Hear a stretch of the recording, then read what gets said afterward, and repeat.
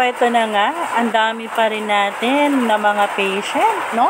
Kahit Holy Week, Friday pa to, pagkatapos ko galing sa Calvary, ito ang naabutan ko. Ang dami pala na nangangailangan ng tulong natin dahil maaaring dinala sila dito ni Ama.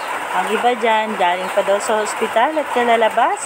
Ang iba naman ay ayan na nga, hindi masyadong makalakad at ang iba ay nagkaroon ng mild stroke.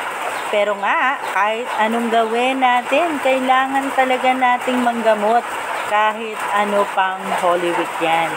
Dahil ito na nga yung araw na kailangan nating tumulong. Walang panahon, walang oras, walang minuto. Basta kailangan si Madam Fortune, talagang magagamot tayo.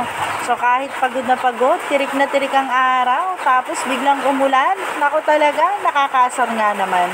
Pero kahit anong sakit pa yan, basta si Ama nagsabi, nagagaling ka, walang imposible kay Ama. Yan ang sinasabi niya.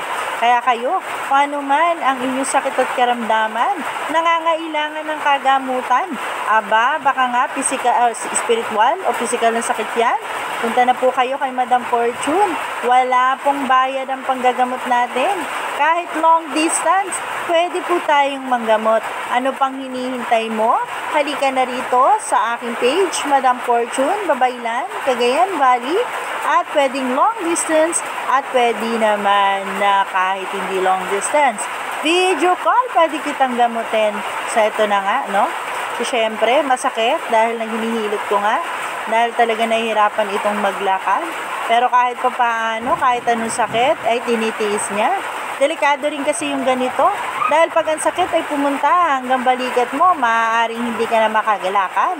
Kaya syempre, si kuya, kailangan talagang tiisin ng sakit niyan. Hindi, ay nako, takot niya lang, baka mamaya hindi siya makalakad. Ay nako, so tuloy-tuloy pa rin. Kung nakikita niyo yung isang patient doon na nakapikit, isa rin po yan sa mga patient na ginamot ng Ama, no? Dahil galing po yan ng ospital, siya talaga po yung una nating patient. And then sunod-sunod na lang po, yan na nga po. So nakikita nyo. So ano pang ginagawa nyo? Puntahan nyo na po ako. Ako po sa inyong lingkod, Madam Fortune, Babaylan, Cagayan Valley.